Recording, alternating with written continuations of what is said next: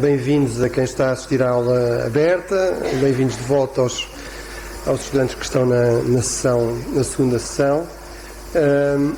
Vamos ter um convidado muito especial e vamos ter também uma gravação desta sessão. Portanto, se alguém tiver problemas com isso, aquilo que eu pedi era para não fazerem perguntas, porque se fizerem perguntas elas vão ser gravadas. Vamos ter de usar, aliás, o microfone depois para colocarem questões, no caso de as terem. Portanto, queria começar por agradecer a todos o vosso interesse e a presença, agradecer especialmente ao Major-General José Arno Moreira ter aceito o meu convite para dar esta sessão sobre o conflito e os conflitos em curso no Médio Oriente, um conflito em particular em Gaza, mas enfim, como sabemos, é realmente uma região propensa a conflitos, em que há outros conflitos ligados a este e até sem ter ligação direta a este. O Major-General Arno Moreira tem um currículo muito vasto e muito relevante para este tipo de temas. Eu destacaria talvez ter sido Intelligence Officer, no fundo, oficial de informações no quartel-general da NATO em Madrid. Foi também comandante da Escola Prática de Transmissões aqui em Portugal.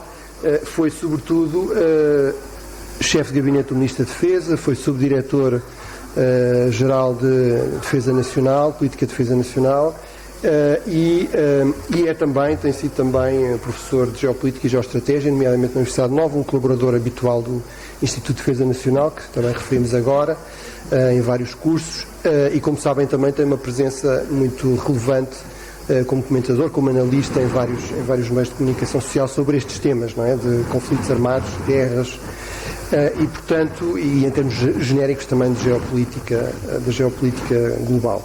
E portanto é um prazer, um privilégio tê-lo aqui connosco, e dava desde já a palavra, renovando o meu agradecimento para a sua conferência. Obrigado.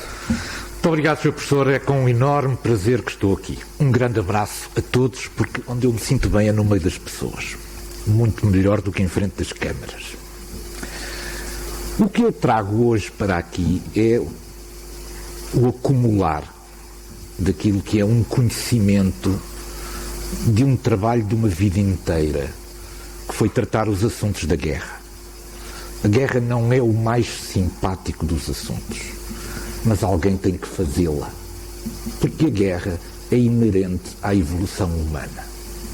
Nós, quando olhamos para a história de qualquer país, aquilo que são as datas relevantes que lá estão escritas não são os períodos de paz, são as guerras.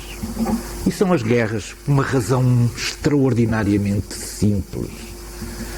É que as comunidades humanas, à medida que foram evoluindo e foram ganhando consistência humana, transformaram-se em nações. E as nações sempre aspiraram a ter uma voz autónoma no sistema internacional e a transformarem-se em Estados. E depois os Estados têm interesses próprios.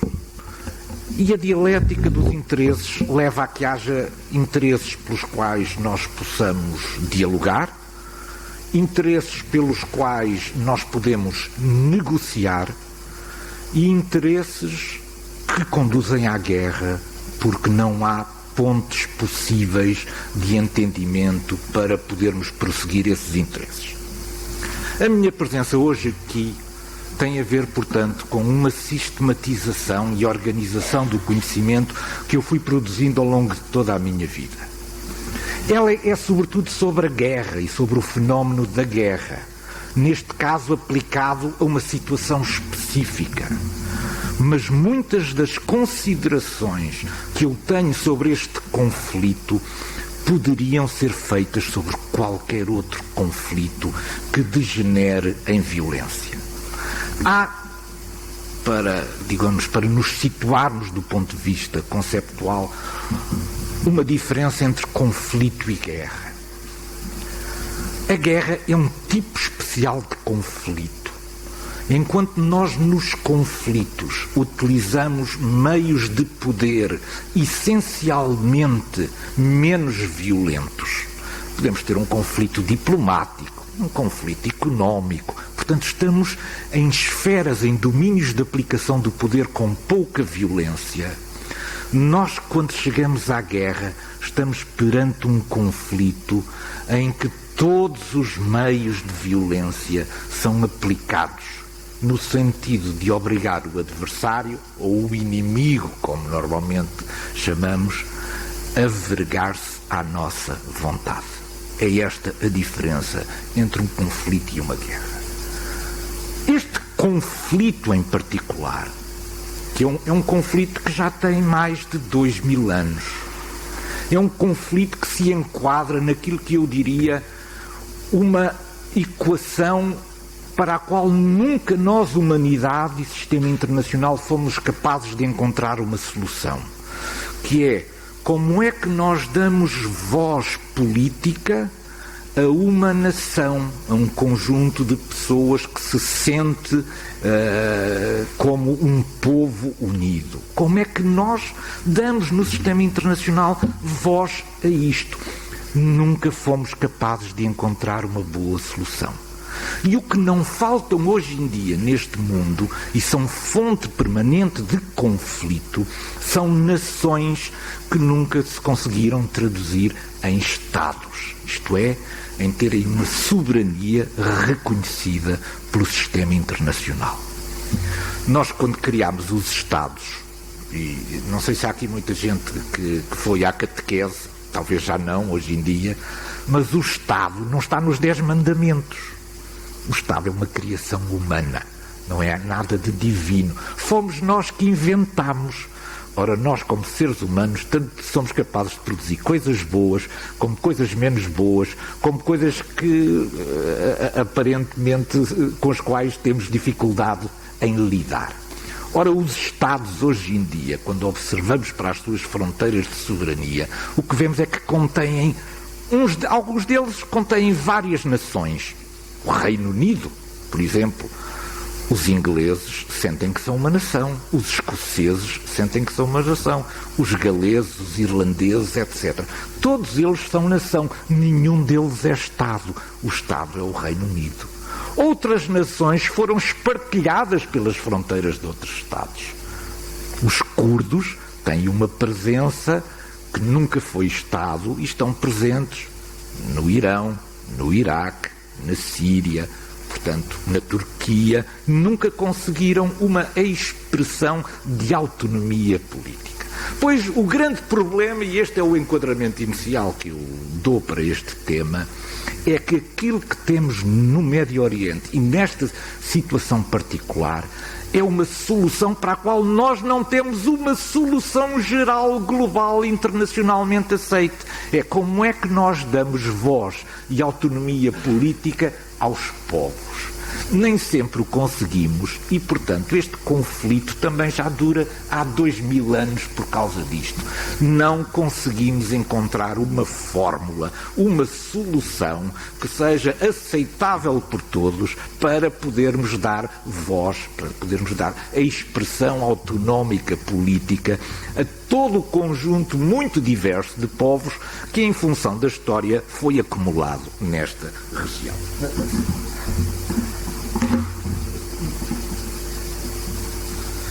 Bom, eu vou falar brevemente sobre aquilo que me parece o enquadramento global desta questão. Na minha perspectiva, e esta é apenas a minha opinião pessoal, nós ficamos muito enganados se restringirmos apenas a nossa análise sobre o conflito ou a guerra da faixa de Gaza à faixa de Gaza. O que nós estamos hoje em dia perante é a questão da forma como o processo de globalização, este é um tema que eu gosto muito de tratar, podemos deixar isto depois para a fase das perguntas, como é que a globalização distribuiu poder? Aquele poder que durante muitos séculos esteve sobretudo depositado naquilo que eram os países, os Estados, as coligações, as alianças do Ocidente, como é que esse poder de repente apareceu repartido por tantos atores do sistema internacional? Ora, um dos grandes vetores deste novo sistema internacional é naturalmente a China. Nós transferimos para a China a indústria, com a indústria foram os engenheiros, com os engenheiros foi o conhecimento e as matérias-primas eles já tinham. Portanto, nós, Ocidente, transferimos tudo aquilo que eram os fatores de criação de poder. E a China pegou nesses fatores de criação de poder e criou ela própria os instrumentos de poder que não tinha, nomeadamente uma assertividade de natureza militar que confronta e até nos surpreende pela escala e pela grandeza que tem vindo a assumir. Eu vou passar para ali, se não se importa. Sim.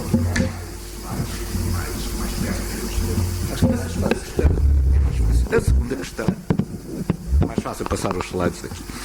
A segunda questão tem a ver com a indefinição estratégica dos Estados Unidos. Isto nunca tinha acontecido nesta escala. Nunca tinha acontecido nesta escala.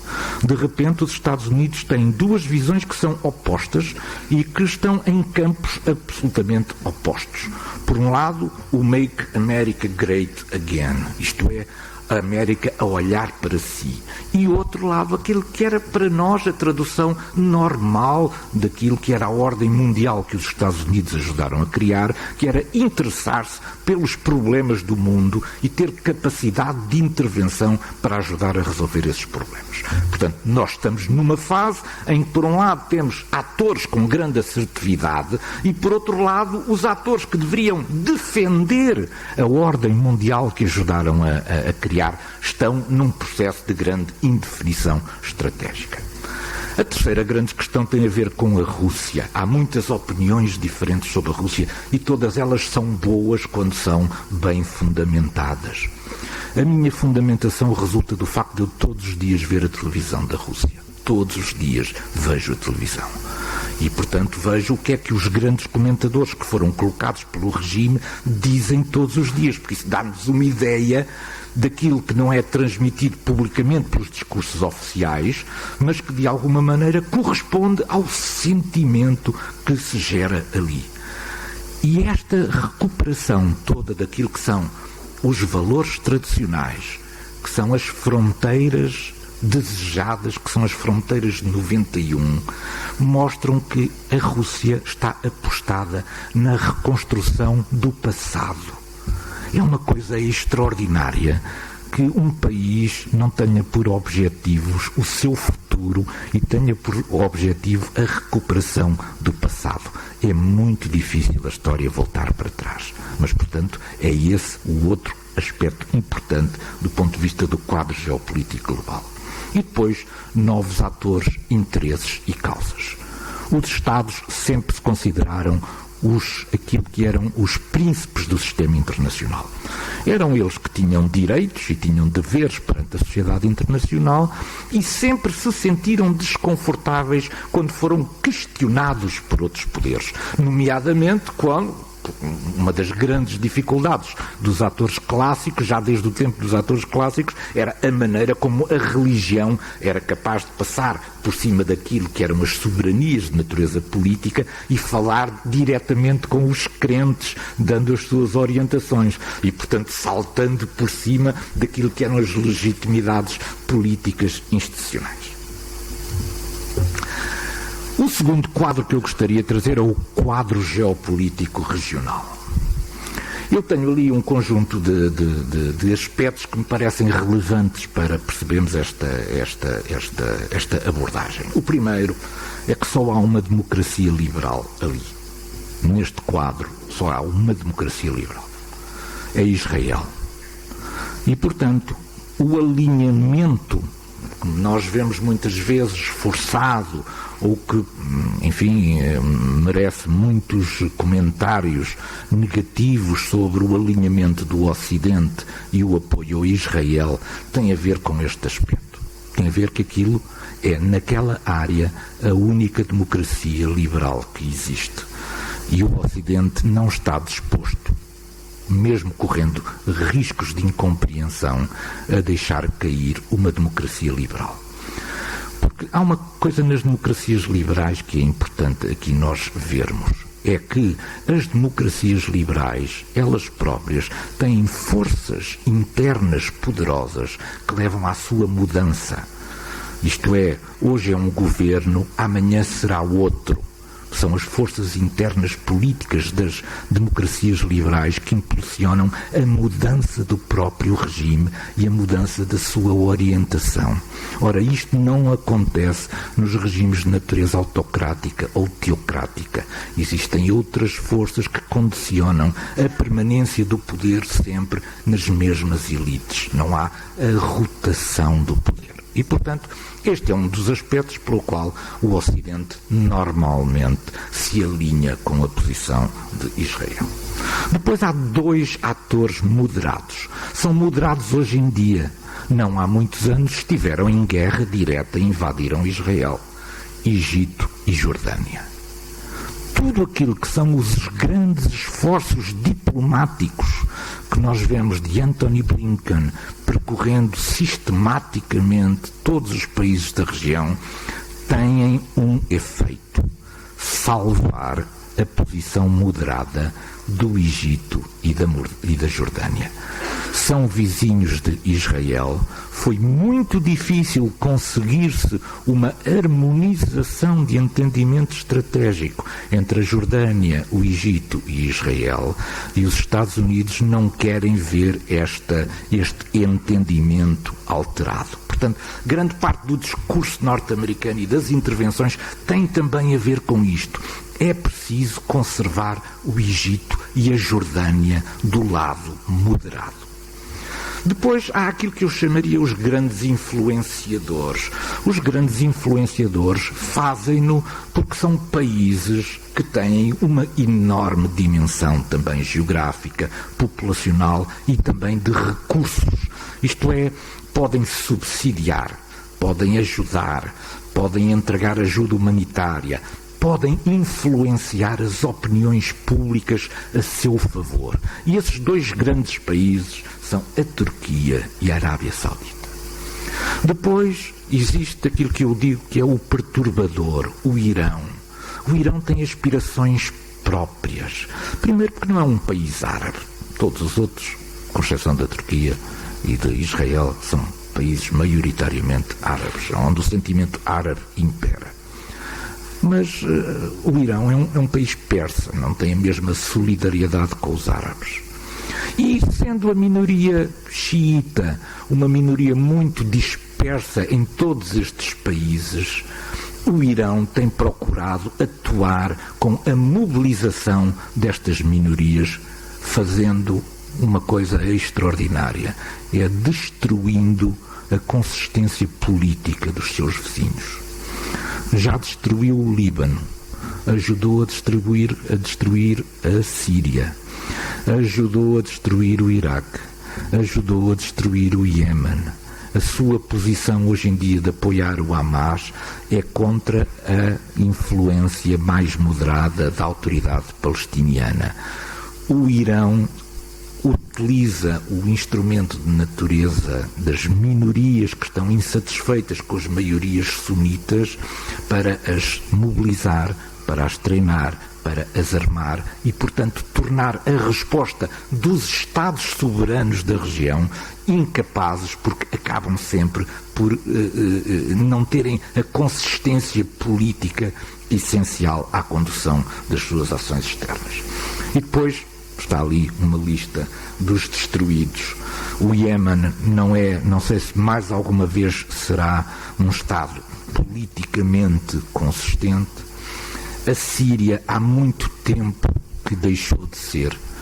Porque é que o Irão apoia a Síria? É muito interessante. Por causa do Hezbollah. Mas o Hezbollah não está na Síria. Pois não. Mas para alimentar o Hezbollah em armamento é preciso passar através da Síria. E, portanto, é preciso a conivência do regime de Assad para o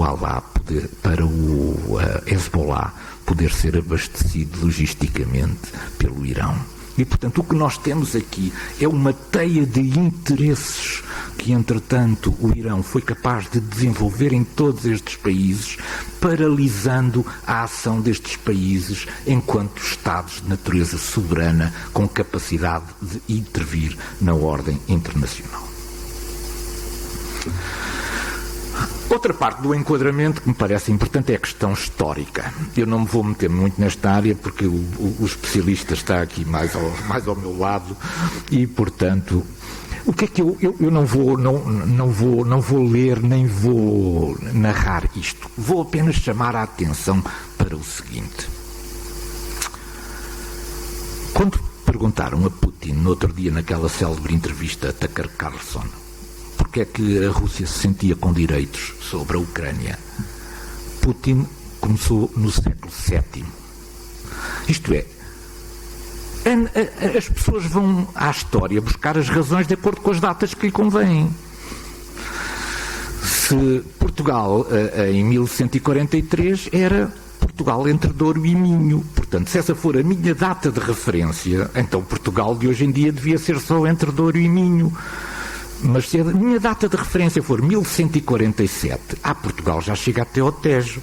E se for 1415, toda a parte continental já está abrangida. Isto é, de acordo com aquilo que é a data que nós escolhemos como fundadora da nossa identidade, então obtemos resultados diferentes em relação àquilo que são os nossos propósitos. É por isso que a única coisa que digo relativamente à história e a quem se baseia na história para alimentar ideias tem a ver com isto.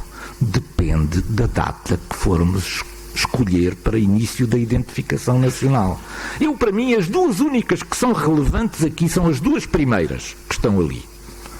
O universo foi criado há 13,8 mil milhões de anos. Isto é, estes nossos conflitos em escala de tempo não interessam nada para a história do universo.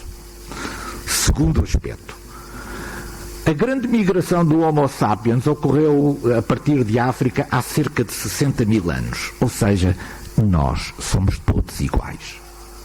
Esta coisa de começar a história depois é porque, entretanto, achámos que éramos diferentes uns dos outros, porque tivemos influências civilizacionais diferentes, percursos históricos diferenciados, etc. Mas nós somos todos iguais. Esta questão de uns se considerarem israelitas e outros palestinianos foi a história que construiu essas realidades.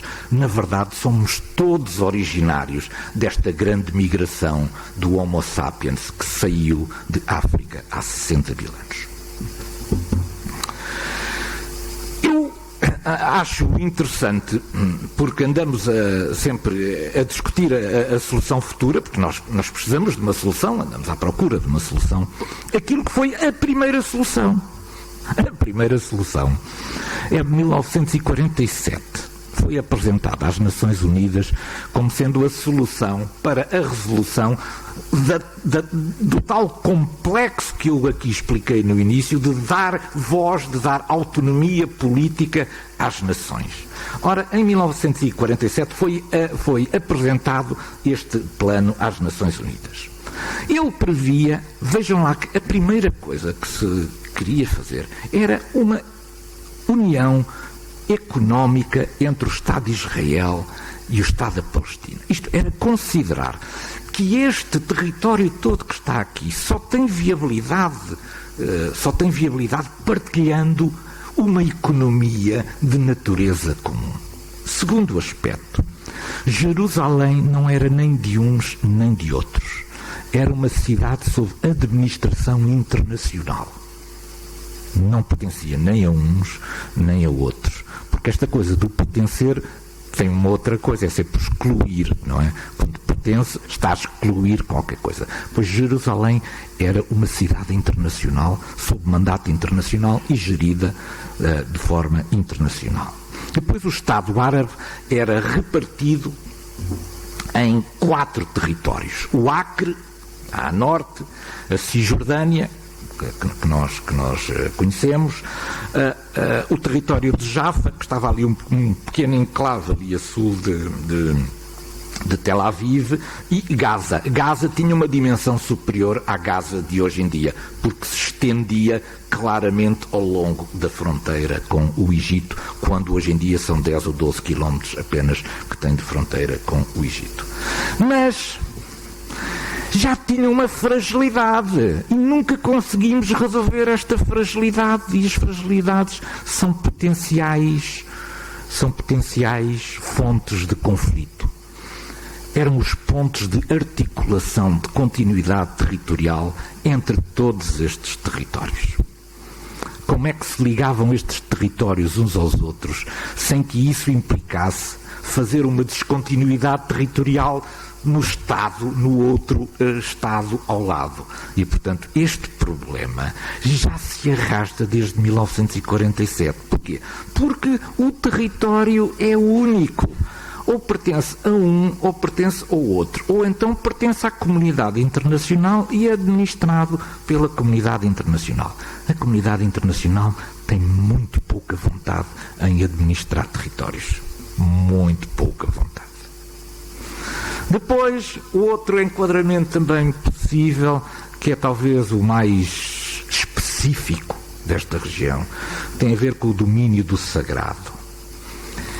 Tanto território que não há no Médio Oriente, pois decidiram todas as grandes religiões construir os seus templos todos no mesmo monte. Tanto monte que existe no Médio Oriente, foram todos escolher o mesmo monte para construir os seus templos. Estava lá o primeiro templo, o templo da Arca da Sagrada Aliança, construída pelo rei Salomão. Os babilónios, quando invadiram o território, destruíram este templo. Depois veio o Império Romano, foi construído o segundo templo, que era o templo de Herodes. Os romanos zangaram-se com os israelitas e destruíram o templo de Herodes. Do templo de Herodes ficou só um pano de muralhas, que é hoje em dia o Muro das Lamentações. Ainda durante o tempo dos romanos nasceu uma figura extraordinária chamada Jesus Cristo.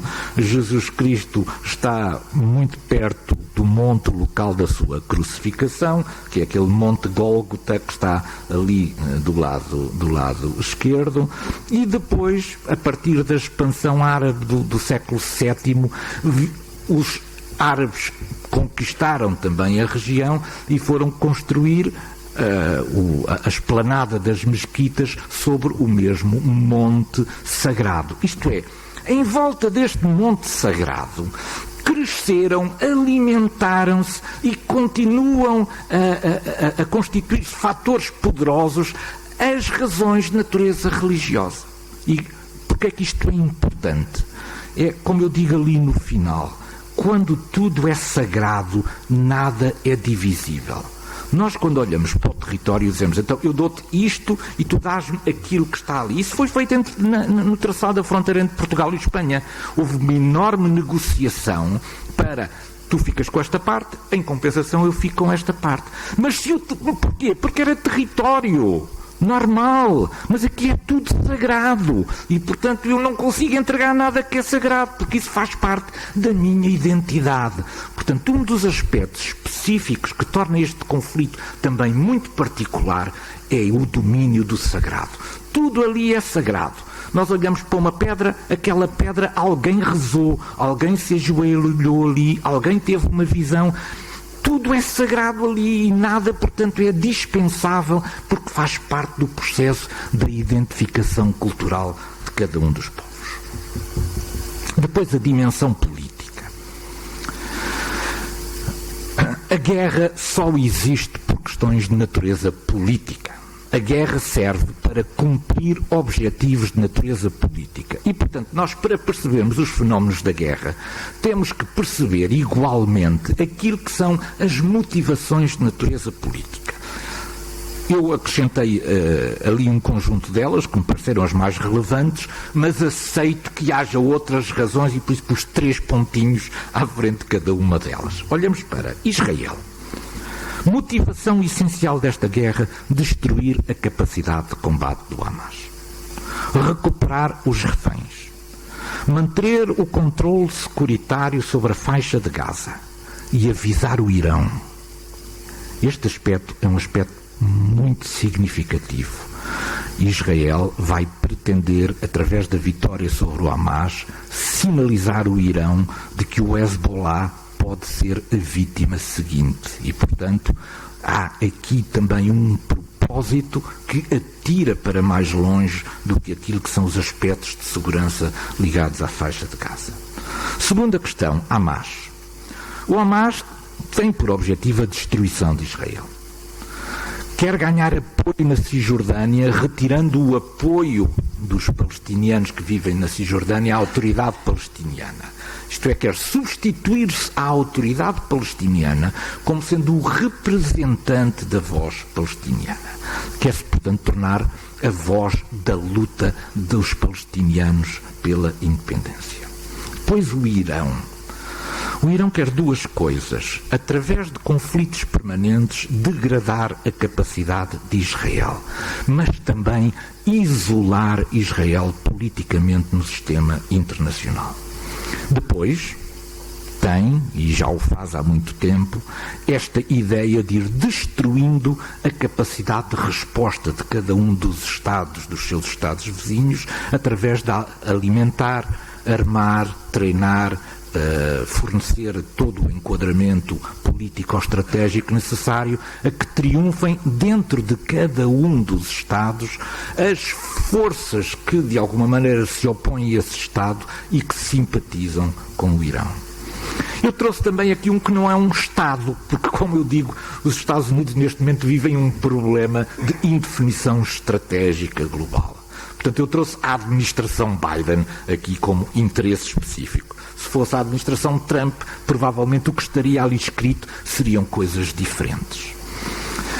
Biden tem necessidade absoluta de averbar uma vitória para a sua política externa. Nós temos dificuldade, durante os anos da administração Biden, de identificar estas vitórias políticas na sua ação externa.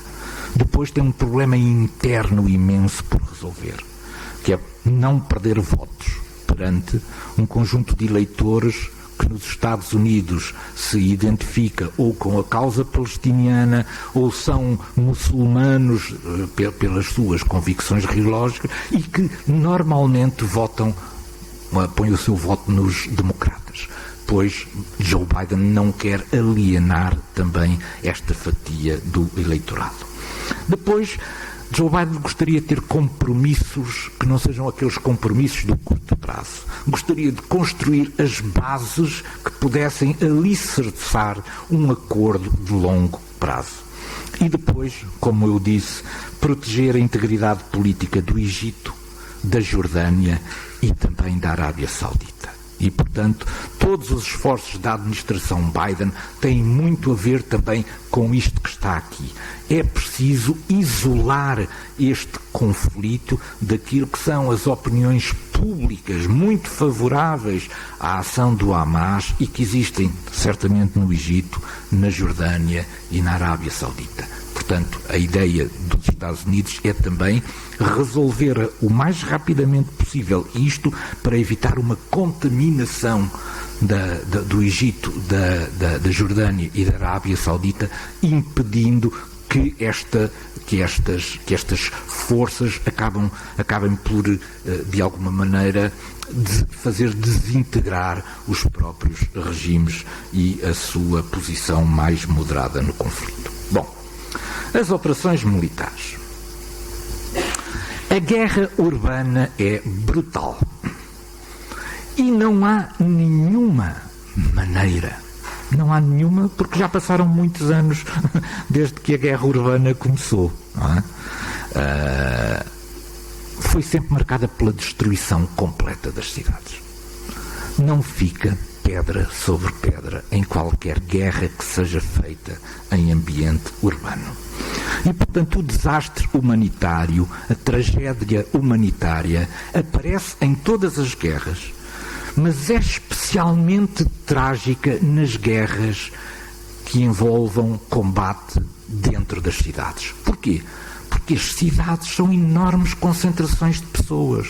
E, portanto, a guerra, quando entra dentro de uma cidade, vai pôr em causa a segurança de dezenas, de centenas, de milhões de pessoas que vivem dentro dessa área urbana. Mas então porquê é que se combate dentro das cidades? Porque as cidades nivelam os potenciais de combate. Foi isso que aconteceu na Ucrânia nos primeiros dias da ofensiva da Federação Russa. As forças ucranianas, em vez de combaterem em campo aberto, dando uma vantagem enorme à Federação Russa, que tinha meios mecanizados, blindados de apoio de fogos, superioridade aérea e etc., que podiam destruir essas forças, o que é que fizeram as forças ucranianas? Em vez de dar luta em campo aberto, refugiaram-se dentro das cidades.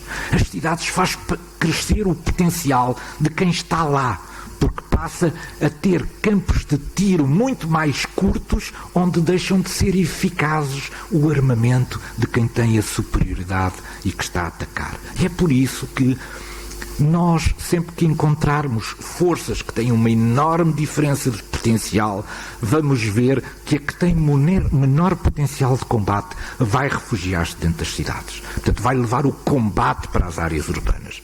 E depois o que resulta daqui é uma destruição imensa das cidades. Eu fiz aqui um golpe muito artístico nesta fotografia. É que, na verdade, isto não é uma fotografia, são duas. Se olharem onde diz a guerra urbana, por cima do U, nota-se ligeiramente, eu não fui perfeito também para depois poder ter esta intervenção aqui, na colagem de duas fotografias. As duas fotografias dizem respeito a duas cidades diferentes. Na verdade, isto não é uma cidade que está aqui, são duas cidades. Do lado esquerdo é Bakhmut, do lado direito é a cidade de Gaza. E porquê é que esta fotografia é, do meu ponto de vista, um golpe de mestre para fazer isto? É porque nós não conseguimos separar uma da outra. A guerra urbana é isto mesmo. As cidades ficam num tal estado de destruição que nós nem somos capazes de olhar para a fotografia e dizer: olha, estão ali duas cidades. Não, parecem a mesma cidade. Porque a violência da guerra sobre as cidades produz exatamente o mesmo efeito. Do lado esquerdo temos Bakhmut, do lado direito temos a cidade de Gaza. Isto tem a ver com a brutalidade da guerra em ambiente urbano. Agora vejamos as duas táticas que são utilizadas no combate urbano. Vamos começar pela tática defensiva. Normalmente as forças com menor potencial de combate vão para dentro das cidades para poderem combater aí. Qual é a grande frase que tem a ver com o combate urbano defensivo? É a guerra das esquinas. É aparecer de surpresa em cada esquina, fazer fogo sobre os meios do adversário e fugir.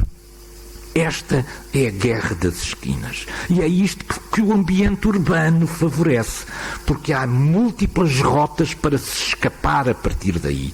Enquanto que em ambiente rural ele vai ser seguido e vai acabar por ser abatido. Em ambiente urbano ele vai entrar dentro de um prédio, sair por uma janela, descer a uma cave, esconder-se dentro de uma passagem, etc. E isto favorece o poder de destruição não é muito grande. Isto é, o número de carros de combate que ele vai conseguir eliminar é muito pequeno.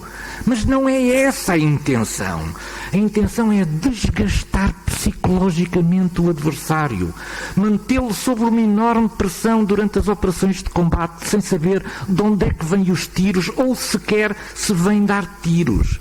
É que o simples facto de haver a ameaça já condiciona a progressão do adversário, que vai avançar com muito mais cautelas, que não sabe se vai ser surpreendido ou não, e, portanto, é uma guerra mais com uma maior intensidade de natureza psicológica do que propriamente de natureza destrutiva. E do outro lado, como é que uma força atacante que tem uma superioridade no seu potencial de combate evidente, como é que ela aborda o combate urbano? Depois a frase-chave é aquela que está ali. É a guerra das quadrículas. O que é a guerra das quadrículas? Isto fez-se em múltiplas dimensões, não apenas na guerra urbana, mas também em guerras de insurreição, etc. Corresponde a isolar uma área. O que é isolar uma área? É impedir que quem está do lado de fora, quem está do lado de dentro, seja capaz de sair sem um controle das forças e impedir que quem está do lado de dentro seja reabastecido em munições e em capacidade de combate. E, portanto, a guerra da quadrícula é exatamente isto. É ser capaz de identificar. Hoje o nosso objetivo é o bairro não sei quantos. Este bairro está limitado pela estrada não sei quê, pela rua não sei quê, pela praça não sei quê e tal. Vamos colocar em todos estes pontos as nossas forças. E agora vamos fazer uma vistoria a toda esta área, procurando identificar centros de resistência ou locais onde possa haver depósitos de munições ou locais onde possam estar postos de comando ou chefias políticas, etc. Esta é a técnica que é utilizada na guerra de quadrícula. Porque é que esta guerra acarreta sempre um potencial de destruição enorme? Porque é muito difícil identificar de onde vêm os tiros. Isto é, a resposta aos tiros é muito mais vasta do que o local de onde os tiros são disparados. Isto é, eu identifico que é num prédio. Posso identificar que os tiros que são feitos sobre mim vêm a partir de um prédio. Eu depois tenho dificuldade em identificar em qual é o andar do prédio, qual é a janela de onde está a ser fazer esse tiro. E então intervém a Força Aérea. Vem a Força Aérea destruir o prédio. Vem a Força Aérea destruir o prédio. E, portanto, isto tem graus de destruição enormes. Eu trabalhei em targeting na minha passagem pela NATO, nunca estive em operações, portanto, nunca designei alvos concretos em operações, mas conheço bem o processo, é um processo muito complicado, podemos falar sobre isso se depois quisermos. Bom, nós não temos muita ideia. Este slide procura, de alguma maneira, ilustrar aquilo que não há tempo para dizer quando fazemos intervenção nas televisões. Normalmente não temos mapas para ajudar a compreender. Mas o que eu trouxe aqui é que operações é que estão a ser desenroladas num determinado dia, que é para compreendermos a lógica das operações. O dia que eu escolhi foi o dia 2 de março de 2004. Que operações é que Israel desenvolveu neste dia? 2 operações. Estão a ver ali aquelas setas brancas junto à costa, a partir de Khan Yunis, pois aquilo, o que temos ali, só para percebermos, que é mais ou menos evidente, o que está a azul claro são as zonas sobre as quais Israel tem um controle operacional. Não significa que não haja ainda bolsas de resistência, porque elas só desaparecerão depois da tal guerra de quadrícula. Mas ocupa aquelas zonas que estão ali. E o que está a verde são as zonas que, do ponto de vista operacional, ainda são controladas pelo Hamas. O que nós temos ali a partir de Khan Yunis, estão a ver aquelas setas do lado esquerdo, foi uma operação que Israel conduziu no dia 2 de março de 2024.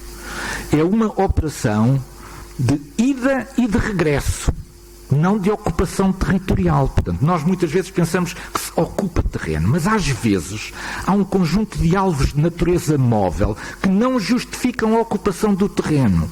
As forças fazem uma espécie de uma expedição de natureza militar a esse local para combater um determinado alvo que se está a movimentar ali e depois regressam outra vez à zona controlada, à zona de segurança.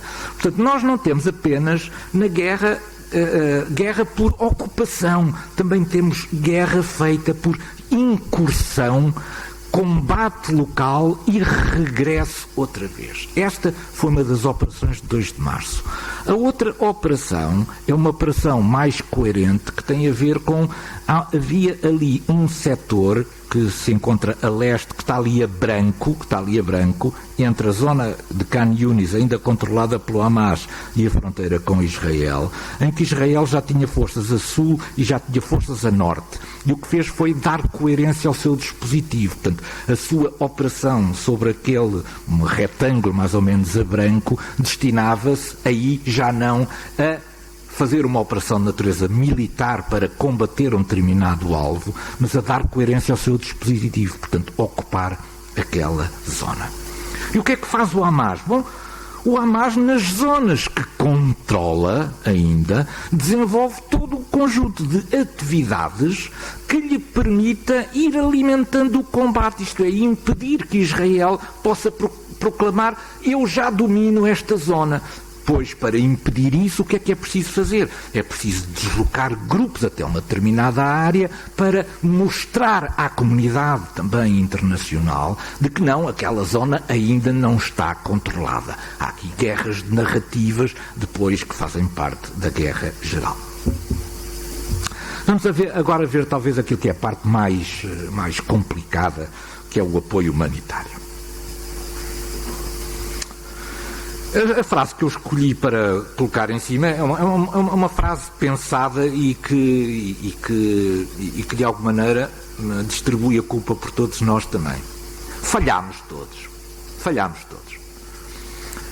Não obstante a miríade de organizações internacionais, umas governamentais, outras não governamentais, outras multilaterais, etc., que existem, não fomos capazes de fazer chegar a ajuda humanitária numa zona em conflito. A faixa de Gaza precisava normalmente, antes do início da guerra, de 500 caminhões por dia. Portanto, vejamos, já o grau de dependência inicial é enorme. Mesmo em situação de paz, eram precisos 500 caminhões de ajuda humanitária por dia. Durante a fase mais aguda do conflito, houve dias em que se conseguiu fazer chegar 12 caminhões. Dos 500, só chegaram 12.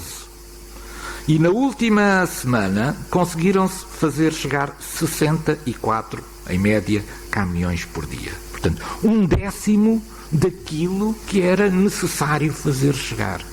Ora, é muito difícil não nos sentirmos responsáveis por sermos, com tantas organizações internacionais, sermos incapazes de dar apoio a estas vítimas. Dezenas de milhares de vítimas. O número é sempre assustador. Reféns que continuam perdidos, não sabemos se estão vivos nem onde estão.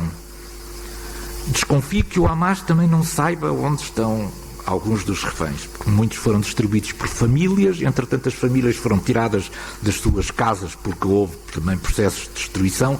Onde andam os reféns? Esse é um problema que certamente o Hamas ainda tem também por resolver. Ficámos sempre aquém do necessário, como eu mostrei no número de caminhões. Os contendores têm responsabilidades sobre isto. Os dois têm responsabilidades. Naturalmente Israel, porque tem a iniciativa. Mas era preciso encontrar aqui forma de ajudar a população. E os dois contendores só foram, ao fim destes dias todos de combate, destes 5 meses de combate, só conseguiram encontrar uma trégua de poucos dias para ajudar a população a receber aquilo que era necessário. Portanto, a comunidade internacional tem responsabilidades, os contendores também têm, porque já deveriam ter conseguido os entendimentos necessários para ajudar ao apoio humanitário. Depois, aquilo que é a grande situação específica do ponto de vista de apoio humanitário que existe nesta situação e que não existe nas outras guerras. O Sudão já gerou muito mais milhões de refugiados. Nós não falamos no Sudão. Mas o que é que aconteceu no Sudão? É que uma parte significativa dos refugiados foi para os países vizinhos. Acampou onde estava em segurança, porque as operações militares só decorrem lá no interior. Ora, ninguém quis receber os palestinianos. ninguém quis receber os palestinianos. Isto é, toda a guerra se processa sem que ninguém tenha manifestado nenhuma disponibilidade para abrir as suas fronteiras e receber os refugiados. Isto resulta de quê? De uma coisa que vamos ver a seguir. É aquilo que eu chamo a perpetuação do estatuto de refugiado, que é uma coisa que nos deve também fazer pensar. E, portanto, em resumo, em relação ao apoio humanitário, muito voluntarismo e pouca organização.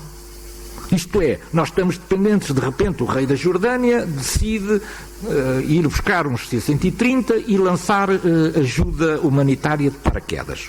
A Bélgica também já o fez. Os Estados Unidos também já o fizeram. Voluntarismo. Isto é, cada um dos países também a procurar brilhar e tirar os seus dividendos de uma situação que devia preocupar todos e que devia obrigar todos a encontrar uma solução conjunta para resolver este problema. E, portanto, os contendores têm certamente culpa, o sistema, a comunidade internacional também tem culpa porque não foi capaz de se organizar convenientemente para garantir este apoio. Discutem-se três coisas e eu vou passar rapidamente sobre elas. Pausa humanitária, cessar-fogo e armistício. Os três conceitos são diferentes na sua natureza. Na pausa humanitária há uma interrupção temporária. É por isso que se chama pausa. É temporária. Ela não vai durar e todos sabemos isso. Esta é aceita pelas duas partes e tem por objetivo acudir a uma questão humanitária. Isto é uma pausa humanitária. Os combates voltarão de seguida. No cessar-fogo, existe uma interrupção mais ou menos temporária dos combates. Há aqui, no entanto, com a ideia de cessar-fogo, a ideia de que isto pode ser prolongado. Isto não vai ser interrompido ao fim de 10 dias ou de 15 dias, mas eventualmente as partes podem concordar em prosseguir os processos de natureza negocial e, portanto, isto em vez de serem apenas 15 dias, conseguirmos aqui ir prolongando a pausa, dando abertura a quê? Dando abertura à resolução da questão política. E depois há o armistício. Bom, o armistício é uma coisa completamente diferente. Porque isto normalmente é feito num palácio com representantes institucionais das duas partes, em que um mediador apresenta o acordo que foi conseguido e em que as partes vão comprometer-se a depor as armas, isto é, acabar com os combates. Não é ainda um tratado de paz, porque o tratado de paz é muito mais difícil de negociar, mas abre o espaço, é o caminho para o tratado de paz. Porquê? Porque os tratados de paz muitas vezes têm compensações, ou têm perdas de direitos de soberania, têm outras coisas que são difíceis de negociar, mas entretanto já se conseguiu o armistício, conseguiu-se o cessar-fogo. Temos que falar sobre esta agência, temos que falar sobre a UNRWA, porque a UNRWA, a Agência das Nações Unidas para a Assistência, não devia ser notícia. Não devia ser notícia. E é notícia. Porque é uma agência que foge à lógica das Nações Unidas. Ela foi criada em 1949 com um propósito. É que quando foi a independência de Israel, a declaração de maio de 1948, essa declaração de independência provocou centenas de milhares de refugiados palestinianos. E a UNRWA foi criada para dar resposta a isto. Na altura, em 1948, portanto em 1949 foi quando ela foi criada, havia 700 mil refugiados. O que todos nós esperávamos, pelo menos era aquilo que eu esperava antes de estudar o assunto, é que hoje em dia fossem muito menos os refugiados. Isto é, bolas, esta agência está a trabalhar desde 1949, não é? Então o que é que fez a agência? Em vez de 700 mil, trata agora de 5,6 milhões de refugiados. Porquê? Porque a agência tornou-se um instrumento de natureza política também para não deixar cair o problema dos refugiados.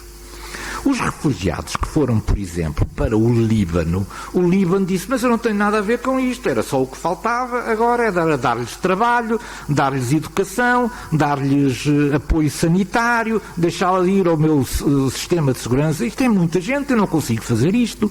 E então, quem faz isto?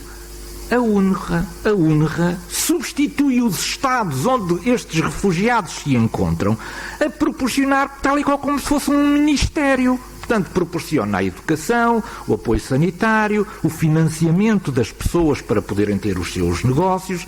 Isto é, em vez de fazer aquilo que nós pensávamos que era a intenção de uma organização, que é integrar, é a tornar estas pessoas, a dar-lhes uma vida comum. Isto é, junto dos governos onde elas estão, fazer com que eles promovam o conjunto de políticas de integração.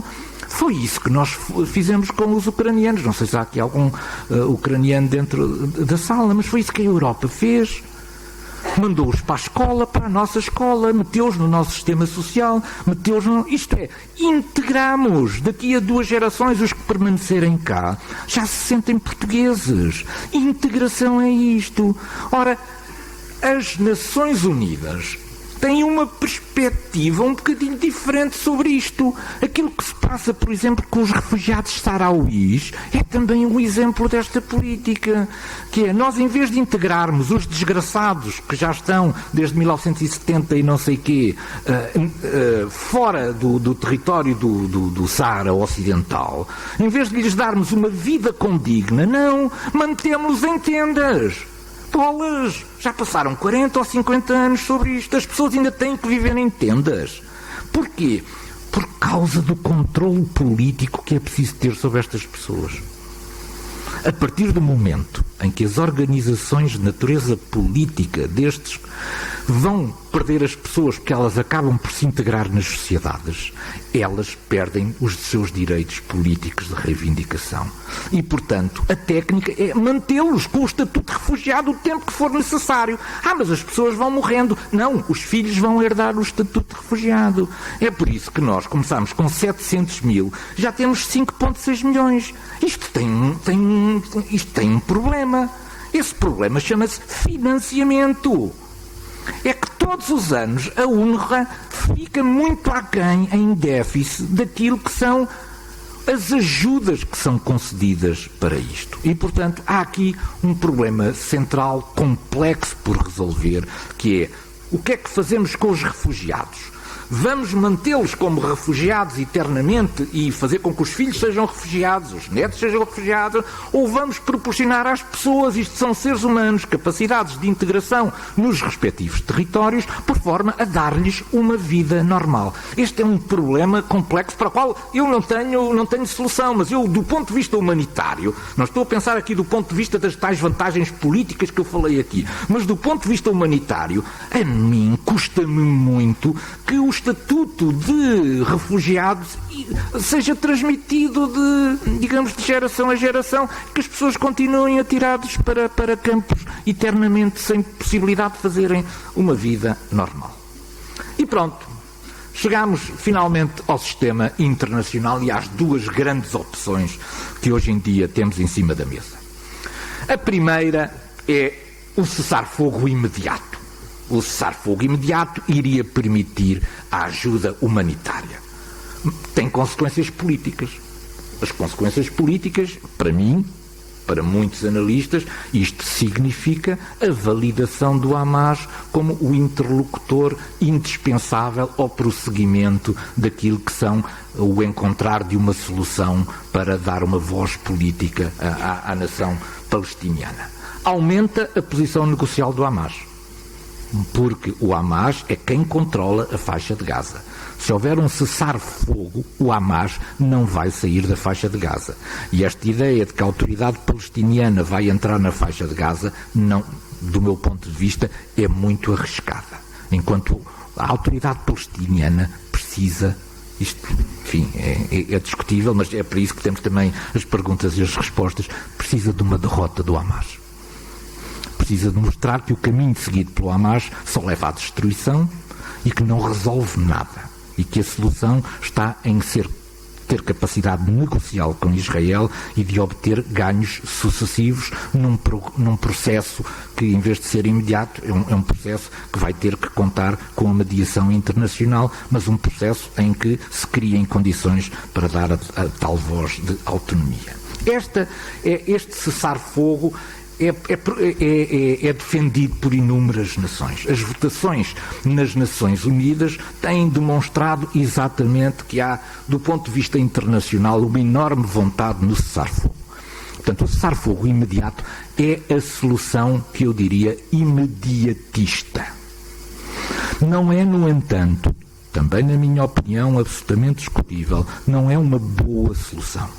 Não é uma boa solução porque não permite dar à autoridade palestiniana uma voz na faixa de Gaza que lhe permita tornar-se como o interlocutor único. Porque um dos problemas que nós temos aqui, a Federação Russa convocou todas as fações que que dizem respeito à parte palestiniana para conversações em Moscou. Porquê? Quem é o interlocutor? Nós precisamos de um interlocutor, alguém que assuma responsabilidades sobre isto. Nós não podemos agora dizer que a solução é não criar 2 Estados, é criar 3 Estados. É, além do Estado da Cisjordânia, do Estado palestiniano, ainda temos o Estado da faixa de Gaza com outros interlocutores. E, portanto, a questão que está aqui a dividir a sociedade internacional são estas 2 opções. Ou o cessar-fogo imediato, ou então um entendimento mediado com um caminho para a paz. Isto é, não apenas a solução imediata, mas uma solução que tenha aquilo que são pernas para andar. Há uma coisa que os cessar-fogos não garantem, é que o cessar-fogo dure muito tempo. Isto é, quando não existe um caminho para a paz, o cessar-fogo tanto se implementa como se desimplementa com 2 tiros na altura oportuna. E há muita gente interessada em que o cessar-fogo também não dure de um lado e do outro. Portanto, perguntas que estão neste momento à espera, este é o último slide, à espera de uma resposta. Estão aqui 1, 2, 3, 4, 5, digamos, cenários que estão todos com um ponto de interrogação sobre qual é a solução. Como é que nós vemos a evolução disto a médio e depois a longo prazo? A primeira e a última são as soluções extremas. Uma defendida pelo Hamas e a outra defendida largamente por Israel. A primeira é um único Estado palestiniano na zona com a eliminação do Estado de Israel. A segunda é o regresso aos acordos de Oslo. Isto tem sido basicamente a posição europeia, de alguma maneira a posição ocidental. É preciso criar condições para a existência de 2 Estados que convivam pacificamente. Terceiro cenário. O Hamas é eliminado, perde o seu controle político sobre a faixa de Gaza, a autoridade palestiniana renovada, como agora se diz, agora já não se fala em autoridade palestiniana, é a autoridade palestiniana renovada, e é por isso que se demitiu o primeiro-ministro da autoridade palestiniana, foi para dar espaço a esta nova autoridade palestiniana renovada, possa administrar também a faixa de Gaza. Depois é a questão da administração internacional. Simplesmente não há neste momento condições, as disputas são tão grandes, os discursos de disputa pela liderança internacional são tão grandes que é muito difícil encontrar consenso na sociedade internacional para administrar, pelo menos provisoriamente, esta região. E depois há um modelo que me parece que é o modelo que Israel anda à procura de consenso na sociedade internacional, que é o modelo da Cisjordânia. Qual é o modelo da Cisjordânia? O modelo da Cisjordânia é um modelo muito complexo. É um modelo em que a soberania pertence a Israel. Há zonas da Cisjordânia em que a autoridade palestiniana é responsável pela parte securitária e pela parte da administração. Há áreas da Cisjordânia onde a parte palestiniana, a autoridade palestiniana, apenas faz a parte da administração do território, mas não faz a parte securitária que pertence a Israel. Portanto, isto é um modelo muito complexo. As áreas estão ali, na Cisjordânia há ali áreas que estão a várias cores e que têm a ver exatamente com vários modelos de acordo com as áreas. Portanto, o modelo da Cisjordânia em Gaza não é o modelo que os Estados Unidos e o Ocidente defendem, mas é certamente um dos modelos para os quais Israel olha com muita atenção. O que é que vai acontecer de tudo o que está ali? Vamos deixar para as perguntas, para as respostas. Neste momento não vou adiantar. Há uma coisa que eu faço sempre. Todas as minhas conferências estão disponíveis e abertas na web. É muito fácil chegar às conferências para quem quiser fazer o download dessas conferências. Está lá esta, então todas as conferências que eu fiz até hoje. É fácil. Vão ao Google, basta escrever blog Arnaud, vão entrar no site onde tenho tudo, que chama-se Quinta dos Arnaud. A minha paixão é a botânica, não tem nada a ver com as relações internacionais. Mas na Quinta dos Arnaud há lá um cantinho do lado direito que diz Geopolítica. Se clicarem em Geopolítica, vão entrar nas conferências. E esta é a primeira das conferências que está lá, portanto podem fazer o download desta e de outras, porque não me tem faltado assuntos sobre o qual eu tenho dado conferências. Foi um imenso prazer estar aqui com vocês e agora estou absolutamente disponível para falar, porque a conversar também se aprende muito. Muito obrigado. Muito obrigado. Muito obrigado. A grande vantagem desta versão é que realmente é mais interativa, portanto podem colocar questões, comentários. Eu tenho aqui uma ou outra também anotada, mas como não temos assim muito tempo, vou dar a prioridade às que vierem da audiência. Alguém tem alguma questão? Sim. Aí atrás. Talvez a mais. Começando aqui pelo fim das opções que nos deu ali, qual é que, na sua opinião, não sei se é possível fazer uma escolha tão limitada, porque acredito que não, qual é que, na sua opinião, seria a escolha mais acertada, tendo em conta não só as opções, como também a questão da perda da identidade cultural, a questão também geográfica e afins. Portanto, englobando tudo isso, qual é que seria, se calhar, a decisão mais acertada para ambos os lados? Muito bem. Muito obrigado. Posso responder já? Muito obrigado. Podem levantando as mãos e eu, por alguma razão, deixei isto sob o formato de pergunta, no final, não é? E as respostas de hoje podem não ser as respostas daqui a 15 dias, porque estas situações vão evoluindo e todos nós aguardamos com expectativa se os últimos sinais mais ou menos positivos sobre o encontro de posições mínimas de entendimento possam conduzir a uma solução negociada. Bom, eu começaria por eliminar do meu ponto de vista quer a primeira, quer a última, porque são aquelas que são as mais extremadas.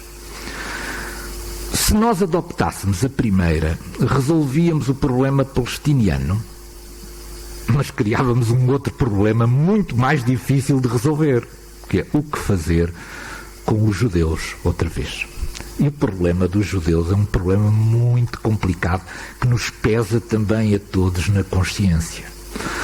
E, portanto, o facilitismo da primeira coisa, que se grita muito nas ruas, até se calhar mais no Ocidente, tem muito a ver com isto. Nós iríamos resolver um problema, criando um problema muito maior para resolver.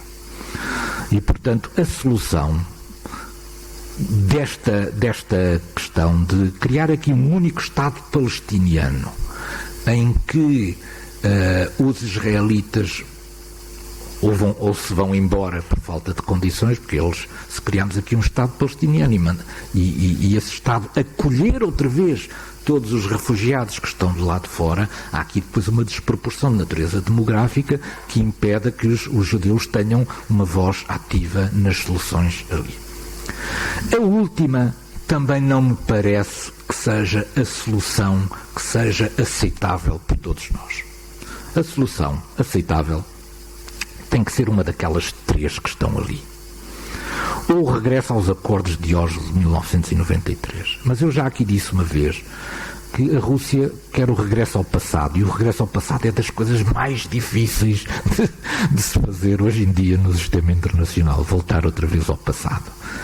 Em 1993 havia condições únicas para que os acordos resultassem. Os acordos não resultaram. E temos que aprender com isso. Quer dizer, o que nós estamos a dizer quando defendemos a solução dos acordos de Oslo de 93 é dizer o seguinte: em 93, quando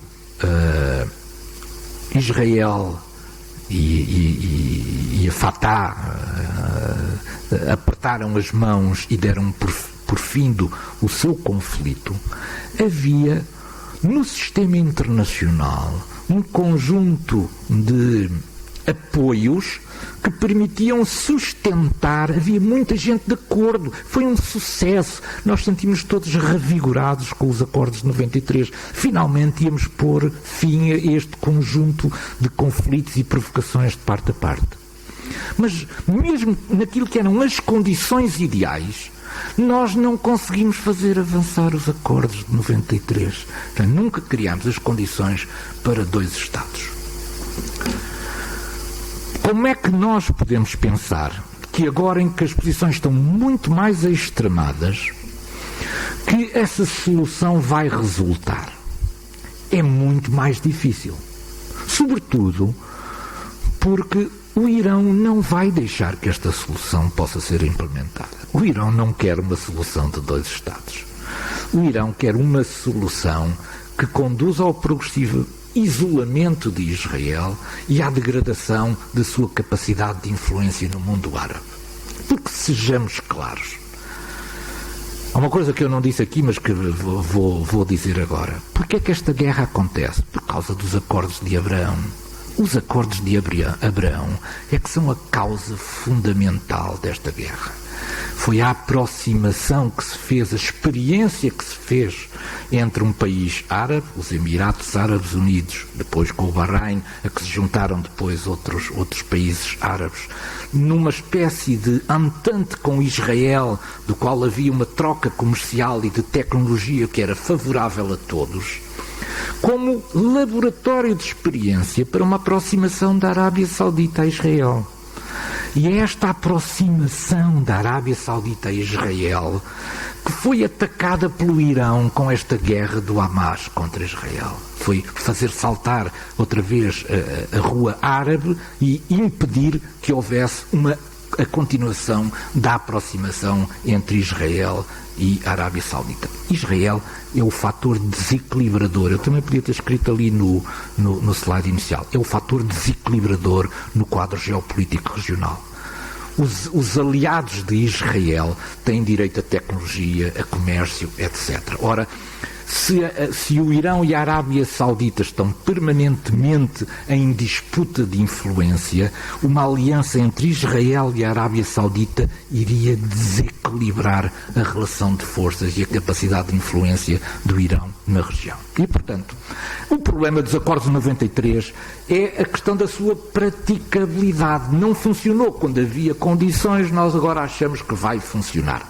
Bom, o primeiro aspecto. Temos mais duas perguntas. Sim. Não, eu vou acabar. O regresso da autoridade palestiniana a Gaza parece-me a mais equilibrada de todas as soluções. Mas tem um problema.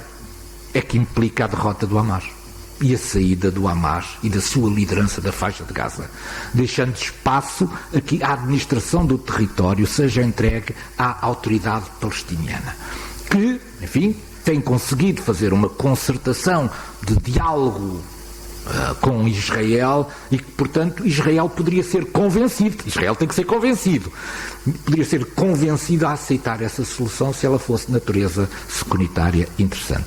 A administração internacional também é o tal problema. Nós não conseguimos encontrar exemplos no mundo em que a comunidade internacional esteja disponível para investir forças, elementos de administração, etc., para ficar ela própria responsável pela gestão de um território, sobretudo quem é que quer ir gerir agora um território que tem muito mais problemas do que tinha antes. Esse é que é o problema, é que gerir Gaza antes era difícil, mas gerir Gaza agora neste momento é uma tarefa ciclópica. Nós estamos limitados pelo tempo, sobretudo os alunos de licenciatura, eventualmente os restantes podem ficar um bocadinho mais, mas tínhamos aqui 2 perguntas, se calhar agrupámos estas 2 e depois, eventualmente havendo mais, eu libertava os alunos de licenciatura que têm aula a seguir e vamos continuar. Força. Ok. Tenho uma pergunta sobre um dado que apresentou acerca dos refugiados, os tais 5,6 milhões. Eu não entendi quais é que são as vantagens para os países vizinhos, vantagens ou falta de desvantagens, que também é uma coisa, sobre a perpetuação desse estatuto de refugiados. Sim, ou seja, no fundo a minha pergunta tem a ver com isso, se é apenas falta de vontade política ou se há mais razões de fundo que façam com que esses países, no fundo, perpetuem, como estava a dar o exemplo dos filhos, netos, etc. Sim. É muito interessante essa pergunta. Questão. Vamos só agrupar mais muito uma. Bem. Senão, sim. Por exemplo, na questão do Líbano, no fundo o Líbano tem um sistema político em que as diferentes comunidades têm um peso em proporção com a sua população, não é? Portanto, por exemplo, aí dar cidadania aos palestinianos iria alterar todos esses equilíbrios, não é? Mas há muito também esta questão que referiu, aliás, no fundo isto é também uma forma de manter a causa palestiniana, não é? A ideia de que os palestinianos têm direito ao seu Estado também vive, mas tem esse custo, não é? As pessoas não se podem integrar ou trabalhar em circunstâncias normais. Força. Pronto, a minha pergunta vou dividi-la assim um bocadinho só para ser um pouco mais compreensível. A primeira prende-se um bocado com uma coisa que estava no PowerPoint, que era quando existe uma guerra urbana, a destruição maciça não é de certa forma evitável, é algo que pode ser inevitável, mas a minha pergunta é onde é que nós traçamos os limites, porque, por exemplo, segundo fontes independentes, não são nem aliadas do Hamas nem do governo israelita, foi transmitido que cerca de 16 cemitérios em Gaza foram destruídos e que mais ou menos 24 dos hospitais também de Gaza já foram destruídos, dos 34, acho eu, ou 36 existentes. Onde é que traçamos o limite frente a este tipo de ações? E também tivemos o chefe de diplomacia ou de política externa da Europa, o Joseph Borrell, a dizer que Israel financiou a criação do Hamas de forma a competir com o Fatah, que era o partido secular. Ou seja, se calhar também houve um interesse da própria Israel a descredibilizar o Fatah para dar poder ao Hamas, para facilitar um bocado os seus objetivos na área. E a minha pergunta é também como é que lidaremos com isto. 2 questões muito importantes, esta coisa de dividir para reinar e realmente a questão da guerra urbana, aí onde é que se estabelecem os limites entre, no fundo, a necessidade militar e depois as obrigações também da lei internacional. Bom, eu vou tentar ser bastante sintético nisto. Na questão da perpetuação do Estatuto, isto tem muito a ver com a incapacidade de encontrar um mandato único para esta agência. Isto é, esta agência tem vindo a alterar o seu mandato sucessivamente. Isto é, as Nações Unidas vão acrescentando mandatos aos respectivos mandatos já existentes. Conclusão, esta agência tem, do ponto de vista dos seus mandatos, uma liberdade imensa de atuação. É ela a quem compete reconhecer o estatuto de refugiado.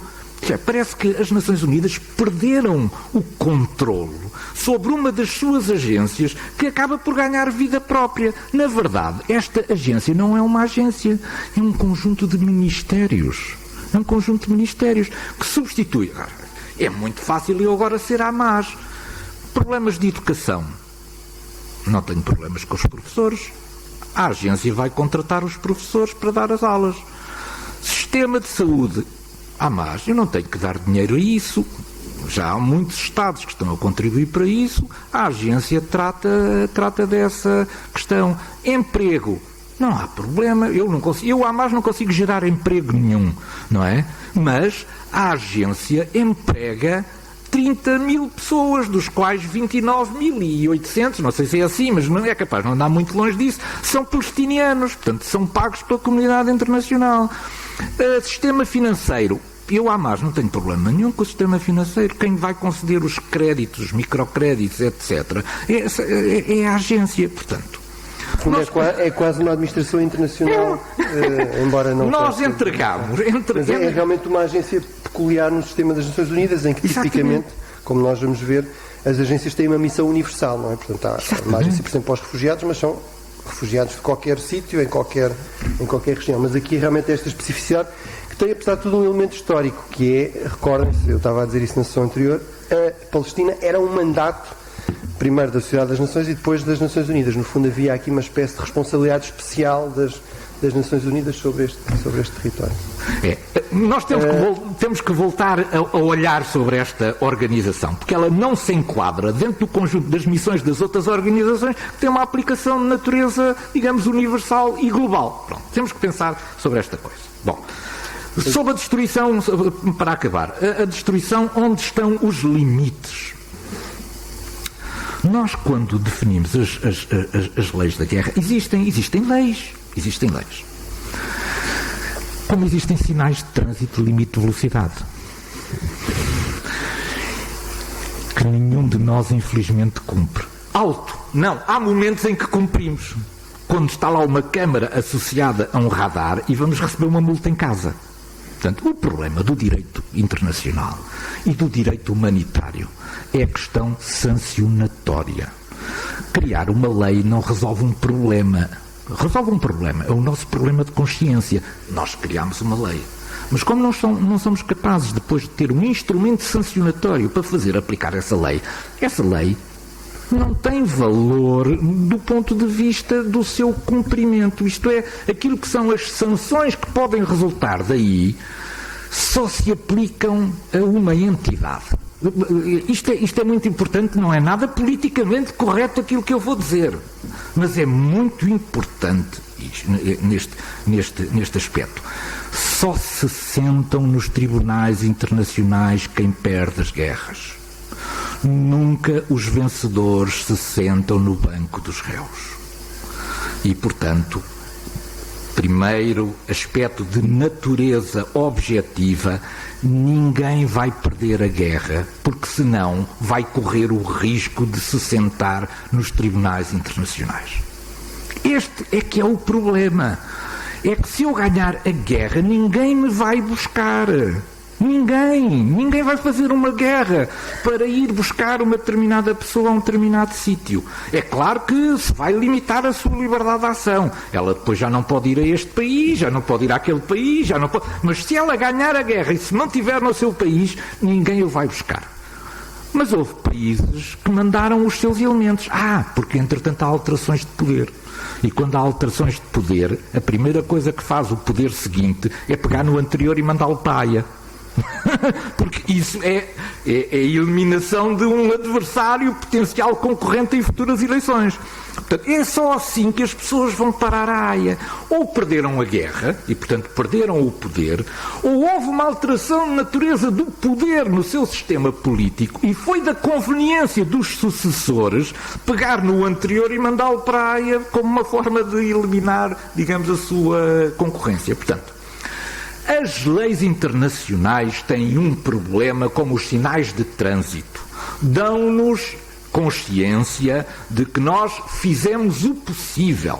Mas o possível sem um instrumento de natureza sancionatória não é cumprido. Ninguém tem medo de não cumprir porque sabe que ou conta com a ajuda de alguém que no momento decisivo vai vetar a resolução que nos condena, ou pelo contrário sabe que se eu não cumprir até tenho as mãos mais libertas para ganhar a guerra.